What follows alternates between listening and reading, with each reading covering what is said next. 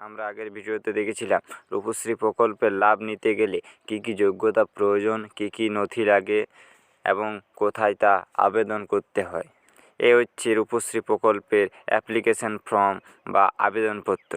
আপনি যদি রূপশ্রী প্রকল্প আবেদন করতে চান তাহলে এই ফর্মটি ফিল আপ করে জমা দিতে হবে। তো চলুন আজকে আমরা দেখে নিই এই ফর্মটি কীভাবে ফিল আপ করবে। তো চলো আজকে আমরা দেখে নিই এই ফর্মটি কীভাবে আমরা নির্ভুলভাবে ফিল আপ করব। তো প্রথমেই ওপরে বলা হয়েছে রূপশ্রী প্রকল্প, নারী ও শিশু বিকাশ এবং সমাজ কল্যাণ দপ্তর। এখানে নিচে বলা হয়েছে আবেদনপত্র। ডান সাইডে ওপরে আছে ফর অফিসিয়াল ইউজ অনলি, মানে এই অংশটি কেবলমাত্র অফিসের লোকরাই ইউজ করবে। এই ফর্মটির লিঙ্ক আমি ডেসক্রিপশনে দিয়ে দেবো, সেখানে গিয়ে আপনারা ফর্মটি ডাউনলোড করে সেটিকে প্রিন্ট আউট করে নেবেন এবং ঠিক যেভাবে আমি বলছি ঠিক সেইভাবে ফর্ম ফিল আপটি করবেন। এখানে কিন্তু প্রথমে বলা হয়েছে শুধুমাত্র ইংরেজিতে ফর্ম ফিল আপটি করতে হবে। এখানে ধ্যান রাখতে হবে যেন কোনো বাংলা শব্দ ব্যবহার না করেন। তো চলো ফর্মটি কীভাবে ফিল আপ করবেন দেখে নিই। প্রথম অপশানে বলা হয়েছে নেম। এখানে আরও বলে দেওয়া হয়েছে যে আপনার ব্যাঙ্ক অ্যাকাউন্টে যে নাম আছে সেই নামেরই বানান কিন্তু এখানে লিখতে হবে। এই যে বক্সটি দেখতে পাচ্ছেন, এই বক্সটিতে আপনার নামটি লিখবেন যে নামটি আপনার ব্যাঙ্ক অ্যাকাউন্টে দেওয়া আছে। এরপর হচ্ছে date of birth. Date of বার্থটি কীভাবে ভরবেন, এখানে প্রথমে হচ্ছে ডি এম এম এবং ওয়াই। এখানে ডিতে আপনার ডেটটি হবে, আপনার ডেটটি যদি 10 তারিখের থেকে আগের হয় তাহলে প্রথম ঘরটিতে 0 এবং তারপরে ঘরটিতে 1 2 3 4 যাই হোক সেটি ভরবে। এবং মন্থ হচ্ছে 1 থেকে 12, 0 1 এইভাবে শুরু করবেন এবং 10 হলে 1 0 এরকমভাবে ফিল আপ করবেন। এরপর ইয়ারের ঘরে 2024, যদি আপনি এই বছর ফর্মটি বলছেন তাহলে 2024 এখানে লিখে দেবেন। এরপরে ডান সাইডে বলা হয়েছে প্রপোজ ডেট অফ ম্যারিজ, অর্থাৎ আপনার যে প্রস্তাবিত বিবাহর তারিখ সেটি এখানে মেনশন করতে হবে। আপনার বিয়েটি কোন দিন হচ্ছে এখানে সেই ডেটটি ফিল আপ করতে হবে। এরপর ডান সাইডে বলেছে আবেদনকারীর রঙিন পাসপোর্ট সাইজের ফটো, অর্থাৎ যে মেয়েটি রূপশ্রীর জন্য আবেদন করছেন তার এখানে একটি রঙিন পাসপোর্ট সাইজের ফটো লাগবে। এরপর বলা হয়েছে মাদার্স নেম বা মাতার নাম। এই বক্সটিতে তার মাতার নামটি ফিল আপ করতে হবে। এগুলি সব কিন্তু ইংরেজিতে ফিল আপ করতে হবে। এরপরে পিতার নাম, এখানে তার পিতার নামটি ফিল আপ করতে হবে। এরপরে তার বর্তমান ঠিকানা, অর্থাৎ সেই মেয়েটি যেখানে বসবাস করছে তার যে বাড়ির নম্বর সেটি এই বক্সটিতে ফিল আপ করতে হবে। তার রাস্তার নাম এই বক্সটিতে ফিল আপ করতে হবে। তার থানা, পোস্ট অফিস, এরপরে জিপি অর্থাৎ গ্রাম পঞ্চায়েত, এর ব্লক এই বক্সটিতে তার যে ব্লক সেটি ফিল আপ করতে হবে। এবং এখানে এই বক্সটিতে হচ্ছে জেলা এবং এই ডান সাইডের বক্সটিতে রাজ্যটি ফিল আপ করতে হবে। এরপরে পিনকোডটি এখানে লিখে দিতে হবে। এখানে আপনার যদি পার্মানেন্ট অ্যাড্রেস এবং কারেন্ট অ্যাড্রেস, অর্থাৎ আপনার যে স্থায়ী ঠিকানা এবং বর্তমান ঠিকানা যদি এক হয়ে থাকে তাহলে বর্তমান ঠিকানাটি যেটি ফিল আপ করেছেন সেটি দেখে পর ফিল আপ করে দেবেন। এবং যদি আলাদা হয়ে থাকে তাহলে কিন্তু আপনার সেখানের বাড়ির নম্বর, রাস্তার নম্বর, থানা এগুলি সব ফিল আপ করবেন। এরপরে এখানে বলা হয়েছে যোগাযোগের মোবাইল নাম্বার। আপনাকে একটি চালু সিমের নাম্বার দিতে হবে, অর্থাৎ আপনার যে সিমটি এখনও কার্যকর চলছে সেই সিমটির নম্বরটি এখানে ফিল আপ করতে হবে। এরপর বলা হচ্ছে ব্যাঙ্ক ডিটেলস, অর্থাৎ আপনার ব্যাংকের বিবরণ। এখানে বলা হয়েছে আপনার অ্যাকাউন্টটিতে যেন এককালীন 25,000 টাকা ঢোকার সুযোগ থাকে। অ্যাকাউন্ট নম্বর, এখানে সঠিকভাবে আপনার অ্যাকাউন্ট নম্বরটি ফিল করবেন। এরপরে হচ্ছে আইএফএস কোড, অর্থাৎ আপনার বইয়ের যে আইএফএসসি কোড সেটি এখানে দিতে হবে। এরপরে ব্যাংকের নাম, আপনার কোন ব্যাংকে খাতা আছে সেই ব্যাংকটির নাম এখানে দিতে হবে। এই বক্সটিতে ব্যাংকের নামটি লিখতে হবে। এরপর হচ্ছে ব্রাঞ্চ নেম, আপনি সেই ব্যাংকের কোন ব্রাঞ্চে খাতা খুলেছেন সেই ব্রাঞ্চের নামটি এখানে লিখতে হবে, অর্থাৎ ব্যাংকের সেই শাখাটির নাম। এরপরে হচ্ছে ব্রাঞ্চ অ্যাড্রেস, আপনার ব্রাঞ্চটির যে অ্যাড্রেস বা আপনার শাখার যে ঠিকানা সেটি এখানে লিখতে হবে।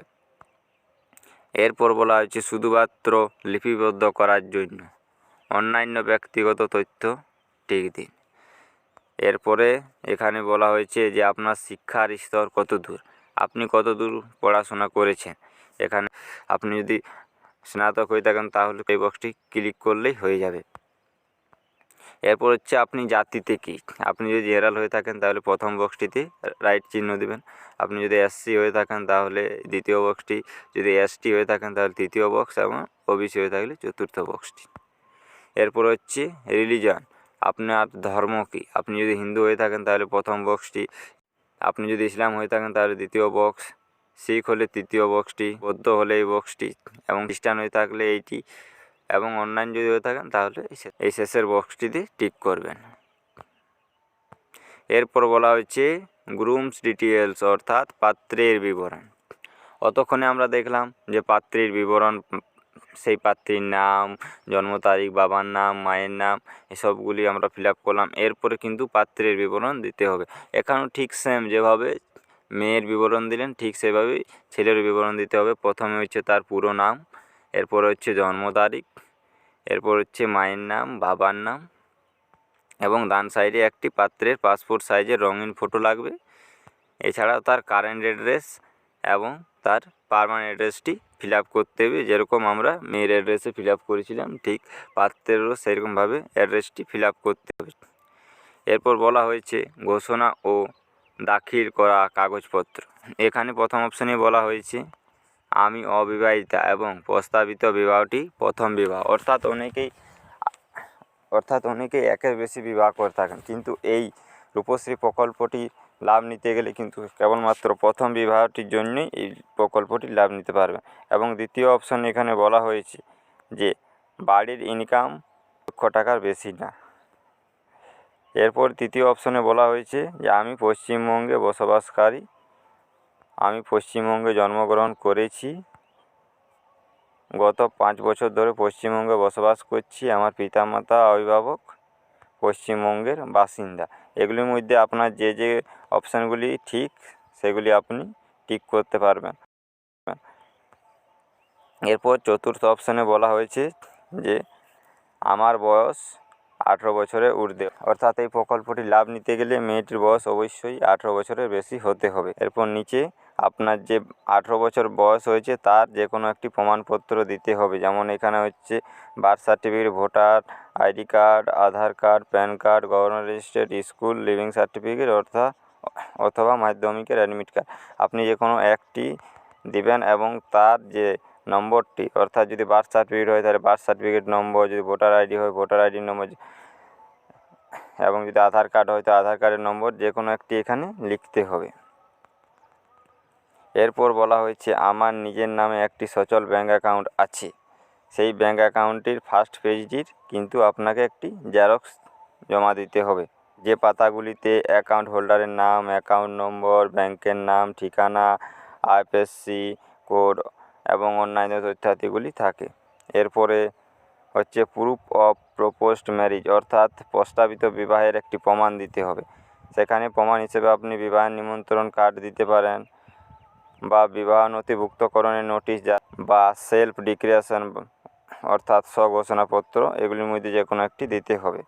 এরপর পাত্রের বয়স 21 হয়েছে তার প্রমাণ হিসেবে birth certificate, voter ID card, Aadhaar card, PAN card, admit card এগুলির মধ্যে কোনো একটি দিতে হবে, এবং তার যে নম্বরটি সেটি এখানে দিতে হবে। যদি বার্থ সার্টিফিকেট থাকেন তাহলে বার্থ সার্টিফিকেট নম্বর, ভোটার আইডি দিয়ে থাকলে ভোটার আইডি নম্বর যে কোনো একটি এখানে মেনশন করতে হবে। এরপরে সেই আবেদনকারী অর্থাৎ যে মেয়েটি এই রূপশ্রী প্রকল্পের জন্য আবেদন করবে তার এখানে একটি সিগনেচার দিতে হবে, এবং এখানে একটি ডেট মেনশন করতে হবে যে ডেটে তিনি এই সিগনেচার দিচ্ছেন।